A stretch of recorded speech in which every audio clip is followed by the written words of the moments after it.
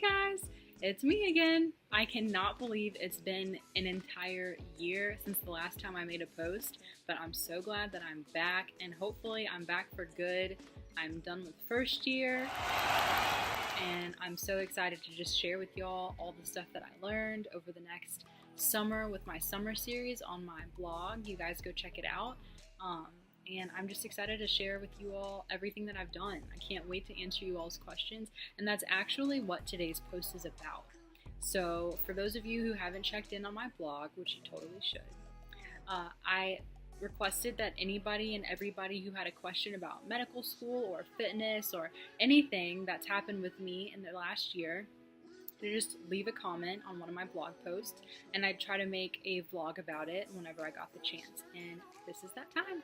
So I have 4 questions that I'm going to go through. I want to try to make this quick, and I hope that this is helpful for y'all. So one of the questions I got was, how did you study for the MCAT? Study schedule, books used, or any tips that you have?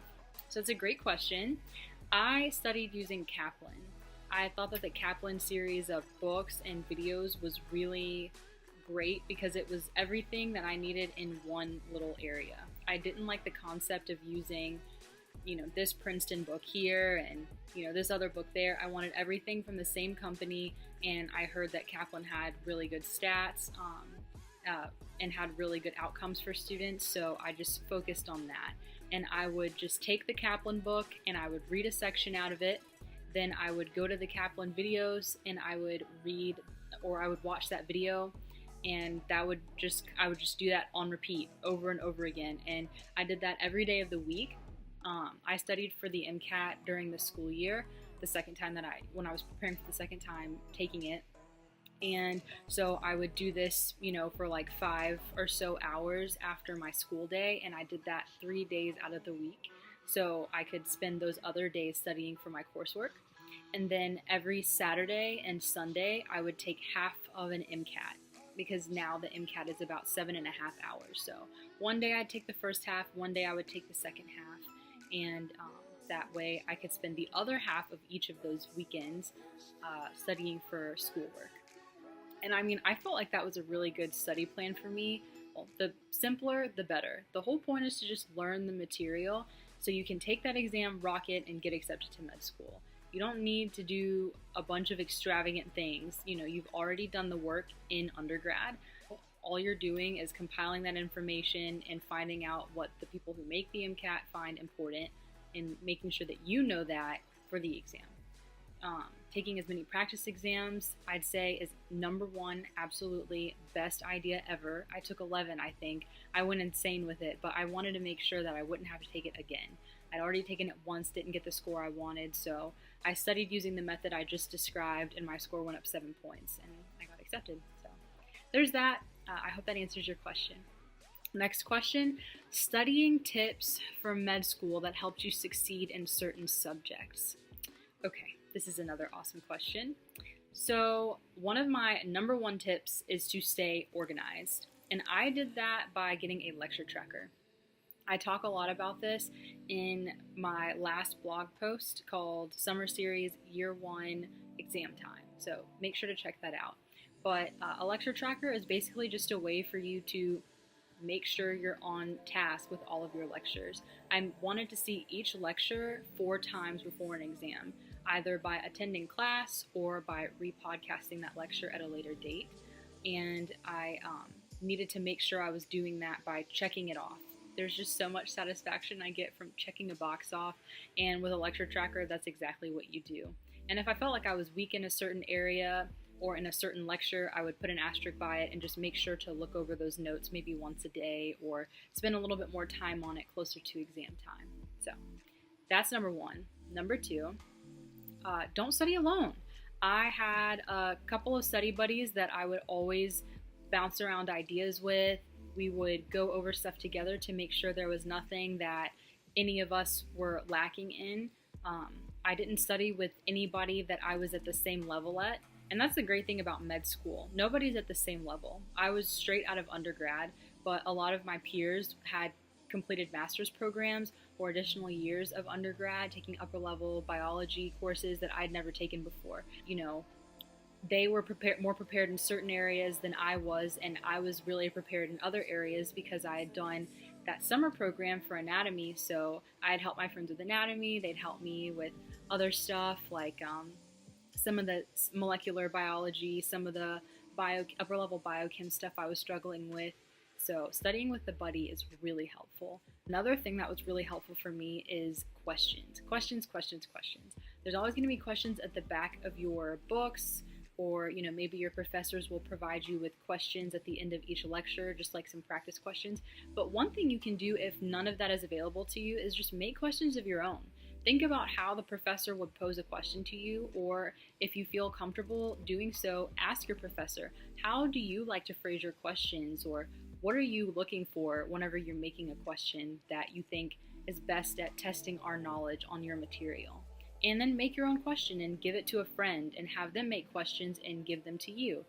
Me and one of my friends would assign questions to each other, and so I would get 3 questions from one lecture to give to him, and he would get 3 questions from a lecture to give to me, and we incorporated other students in this method, and it just gets really helpful because to make a question, you have to know the material well, and to answer a question, you have to know the material well. And if you're going through a question and you don't think that it's right, well, you have to know the material well enough to even catch that. So all around, it's just a great way to show the depth of your knowledge and to grasp a greater depth of that knowledge early on in learning that material. So I would do that right after I had that lecture earlier that day. I would repodcast the lecture that afternoon, and then I'd make 3 questions on my lecture. And then by the end of that evening, me and my friends would go through those questions and make sure we knew that. That would be like our evening recap or nightcap before we started the next day's worth of lectures. Also, speaking of preparing for lectures, we would preview lectures. I specifically made it a point, no matter what, to preview lectures before I went to them. And it doesn't have to be much. Sometimes previewing a lecture can take 5 minutes. Just flipping through the slides that the professor provides you before class, or if you know that it's going to be over this specific concept, Google a YouTube video on it. I did that all the time, and I would just watch on 2.0 a video on YouTube about something in immunology, just so I would be able to understand more what was going on. A lot of stuff in med school, it just starts right in, and they don't give you the basics because they sometimes assume that you've already had it. For a course like immunology, I'd never taken it before, so I watched a Khan Academy video on the basics of immunology before my first lecture, and it helped me so much because he really did. Our lecturers just went in assuming some stuff that we knew that I actually didn't know, so that was a great thing.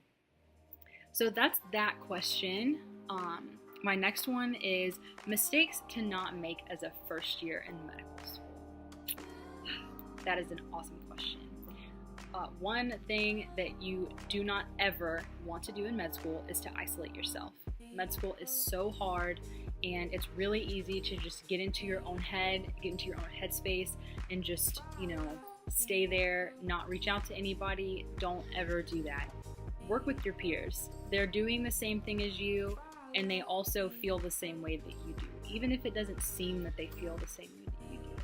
So don't isolate yourself. Make friends in med school. These are not only going to be your friends in your classes, but they're going to be your colleagues, your work buddies, whenever you all become physicians. Another one would be don't ever feel too proud to ask for help. I felt like I just thought I knew how to study, and that's because what I did in undergrad worked so well for me, and I think that's one of the reasons why I got accepted to med school, because it worked so well. But I don't study anything like how I studied in undergrad now, and I had to come to the realization that I didn't know how to study anymore, not for this large amount of material, and I had to reach out. I went to one of our school's officials who is specialized in teaching people how to study and helping them get a study plan together, and that just helped me so much. And I wish I would have gone to him even sooner than I did, because who knows, maybe my GPA would be even higher than it is now. So keep that in mind. Don't wait to ask for help. If you feel like you need help, reach out, because there's so many people willing to help you. Then another thing, this is really important, do not ever neglect your family. And I know this one's really hard because you're gonna just want to study all the time and you're not gonna want to talk to anybody. You're just gonna want to push through those lectures, you're gonna want to push through those concepts, but your family is there for you. You need to acknowledge them, they're there for a reason. Appreciate the fact that all they want sometimes is just to hear your voice and hear how you're doing. And if you give them that opportunity, I'm sure you'll also benefit just from hearing that friendly, that familiar voice, that loving voice, knowing that you have such a good support system. So don't neglect your family. And also keep one thing for you. There's one thing in life that everybody needs to be them. Or maybe there's two things in life that you need to be you. Don't get rid of those from med school. One thing that I absolutely love and have loved ever since I started was running. And I run just no matter what, I make it a point to run. And I can always tell when I haven't run because I'm kind of agitated or irritated or stressed out. And then I remember, you know what? I haven't had me time. There's enough time in your day to take maybe 30 minutes to an hour to do something for yourself. So do that. Don't neglect yourself. That's really, really important. And I think that would probably be up there as one of the most important things about med school. A lot of people think, oh, I can just go and not even worry about myself anymore. But no, your mental and your physical health are incredibly important to being able to do well in your classes. They're very rigorous and they're going to put enough stress on your body. So help yourself out. Keep one thing for you. And here's my last question. How to juggle a hectic med school schedule and stay fit? Ooh. That kind of is the whole point of Med Girl Fitness, to share my journey with you all and how I do that. So that is an awesome question. Thank you. My thing, like I said, is running. It's something that you can only improve in, and you just release so many endorphins when you run.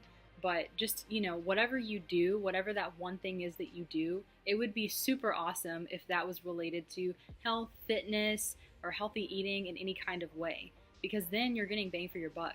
You're staying fit and you're making time for yourself. So yeah, that's one thing that I did. And multitask. Multitasking helps a lot. If you know that you like to ride the bike at the gym, bring your note cards with you and flip through some note cards while you're on the bike. If you like to run and you don't necessarily need to hear music while you run, listen to a lecture. That way you're not feeling like you're getting behind at the expense of your fitness, and you don't have to lose out on fitness just to do well. You can have it all if you really want it. It's just about time management. So make sure to keep a schedule. Maybe join the school's running club. That's one thing that I did. That helps me a ton because the school's running club would only meet whenever it aligned with the classes that you were in. So I never had to feel like I was compromising class or study time because it was scheduled around my class and study time. But yeah, that's pretty much all the tips that I have for the questions that I've received. They were awesome questions. Thank you guys so much for asking. I hope you guys have more questions. Please bring me more questions. I'd love to have another vlog with you guys. And if there's anything else specifically that you want me to vlog about and that you want me to highlight, please let me know. All right, bye guys.